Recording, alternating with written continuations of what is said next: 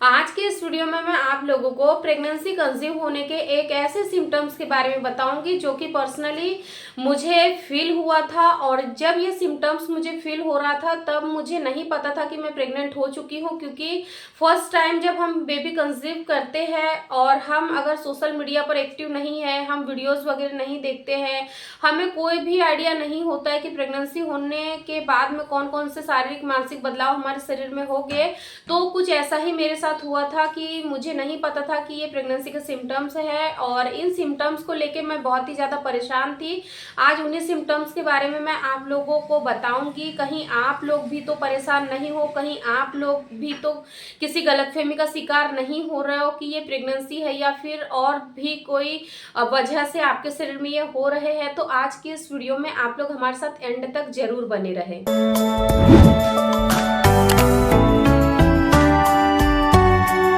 देखिए, जब मुझे फर्स्ट टाइम प्रेगनेंसी कंसीव हुई थी उस समय फर्स्ट लॉकडाउन था, यानी कि फर्स्ट टाइम जो कोरोना आया था ना, उस टाइम की बात है कि जब मुझे प्रेगनेंसी कंसीव हुई थी। मुझे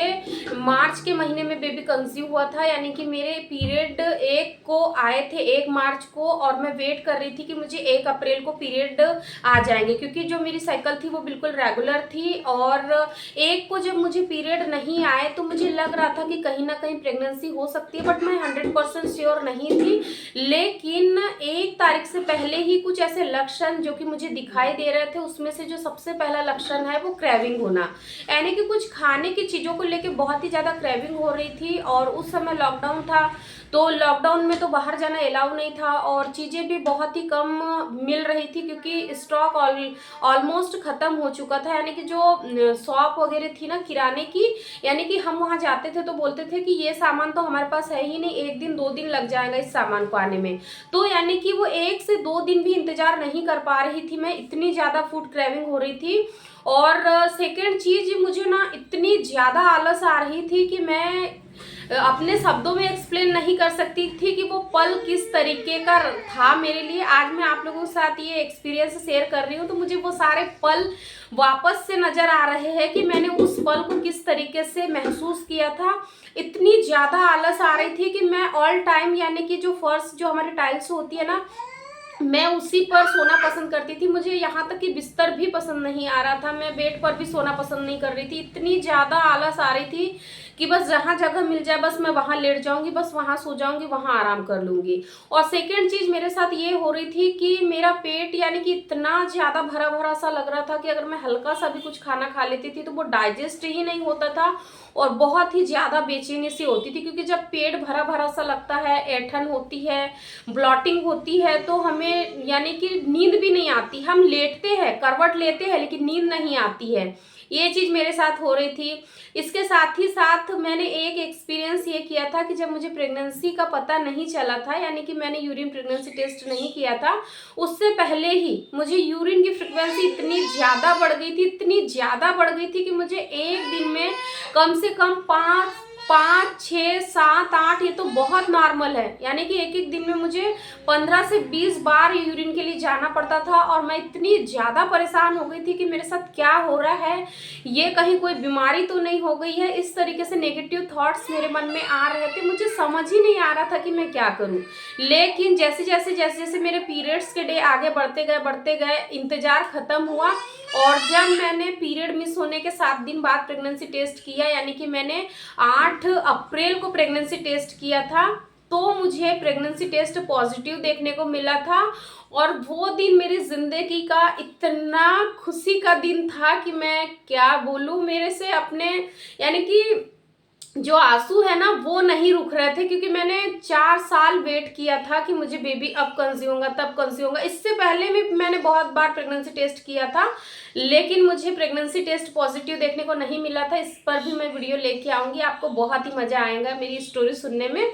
तो जब मैंने 8 अप्रैल की मॉर्निंग, यानी कि उस दिन मुझे पता था कि मुझे कल प्रेगनेंसी टेस्ट करना है, यानी कि 7 की नाइट को मैं सोई और 8 की मॉर्निंग को मुझे प्रेगनेंसी टेस्ट करना था। तो जो मेरी 7 अप्रैल की जो नाइट थी वो इतनी भारी गई थी कि पूरी रात वेट करना मुश्किल था, क्योंकि बहुत लोगों के मुंह से सुना था, मेरी जो डॉक्टर है उन्होंने भी मुझे कहा था कि जब अगर आपको प्रेगनेंसी कंसीव हो जाएंगे, पीरियड मिस हो जाएंगे, तो जब आपके पीरियड मिस होने को 7 दिन हो जाएंगे उसके बाद ही आप प्रेगनेंसी टेस्ट करना।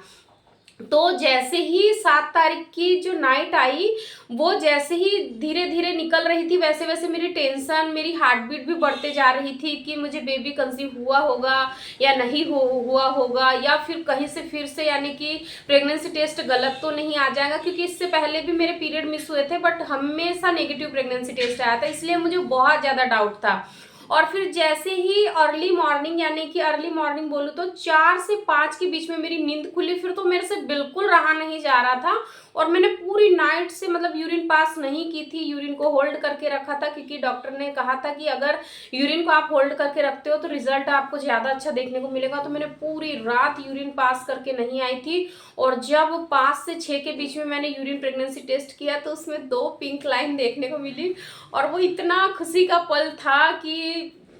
यानी कि कहना चाहिए कि मुझे वो ज़िंदगी की सारी खुशियाँ मिल गई थी। मुझे ऐसे लग रहा था कि मुझे एक नई ज़िंदगी मिल गई है, क्योंकि जब बेबी कंसीव नहीं होता है, आस पड़ोस के लोग, परिवार के लोग हमें जब ताने मारते हैं, तो वो जो ताने होते हैं ना, वो सीधे दिल को चुभते हैं, और वो जो चुभन होती है उसको हम शब्दों में बयान नहीं कर सकते। तो मुझे बहुत खुशी हुई थी, और जैसे ही मैंने टेस्ट किया, और जो मेरे पास जो टेस्ट किट थी उसको ले जाके जब मैंने अपने हस्बैंड को दिखाया, मैं रो रही थी, यानी कि जैसे ही पॉजिटिव टेस्ट आया तो मुझे बहुत ज़्यादा रोना आ रहा था, मतलब मैं बहुत रोते हुए रूम में गई, और मेरे हस्बैंड को लगा पता नहीं है क्यों रो रही है, क्योंकि वो सोए हुए थे, और उन्हें लगा कि पता नहीं है क्यों रो रही है, क्या बात हो गई, यानी कि प्रेगनेंसी टेस्ट इस बार भी गलत आ गया होगा, शायद इसीलिए रो रही होंगी। मैं बहुत रो रही, बोल ही नहीं पा रही, मतलब शब्द ही नहीं निकल पा रहे थे मुंह से, और मैं बहुत रोए जा रही थी। तो फिर उनको मैंने टेस्ट किट दिखाई, तो वो भी रोने लगे, यानी कि उनकी आंखों से भी आंसू नहीं रुक रहे थे, वो भी बहुत रोए हम लोग, मतलब वो हमारे लिए खुशी का पल भी था, और जो आंसू निकले थे वो कहीं ना कहीं खुशी के थे, और जो इतने सालों का स्ट्रगल था हमारा माता पिता बनने का, वो स्ट्रगल कहीं ना कहीं आज पूरा होने वाला था, इसलिए हम बहुत रोए थे। और उस दिन को मैं कभी भी नहीं भूल पाऊंगी, क्योंकि उस दिन हनुमान जयंती थी, 8 अप्रैल 2020 को, और मैं हनुमान जी को बहुत मानती हूँ। जितना धन्यवाद करूँ, जितना उनका शुक्रिया अदा करूँ उतना कम है, क्योंकि उन्हीं की वजह से मेरी ज़िंदगी में ये खुशी का पल आया था। और अगर आप लोग और भी मेरी इनफर्टिलिटी स्टोरी सुनना चाहते हो, वीडियो देखना चाहते हो, तो कमेंट जरूर करें, मैं आप लोगों के लिए और भी वीडियो लेके आऊँगी। क्योंकि देखिए, हर एक महिला का सपना होता है जल्दी से जल्दी माँ बनना, लेकिन अगर किसी कारणवश वो पूरा नहीं हो पाता है तो वो बहुत ही ज़्यादा हताश और निराश हो जाती है। लेकिन आपको हताश निराश नहीं होना है, क्योंकि कहते हैं ना, मन के हारे हार है, मन के जीते जीत है। मैंने भी बहुत स्ट्रगल किया, उसके बाद मुझे प्रेगनेंसी कंसीव हुई थी, मुझे बहुत सारी हेल्थ प्रॉब्लम्स थी, मैं इस पर भी वीडियो लेके आऊँगी, और आप लोगों के लिए मोटिवेशनल वीडियो खास तौर पर लेके आऊँगी, क्योंकि आप लोगों को मोटिवेट होना बहुत ही ज़्यादा जरूरी है। क्योंकि इंस्टा पर इतनी सारी मेरी फॉलोअर्स कमेंट करती है कि मैम इतना टाइम हो गया लेकिन प्रेगनेंसी नहीं हो रही, तो मैं आप लोगों के लिए मोटिवेशनल वीडियो लेके आऊँगी, और 100% मैं आप लोगों से, यानी कि मैं प्रॉमिस करती हूँ कि अगर आप लोग भी मेरे बताए हुए तरीकों को अपना कर चलोगे तो 2 से 3 महीने के अंदर ही आपको प्रेगनेंसी हो जाएंगी। Thank you.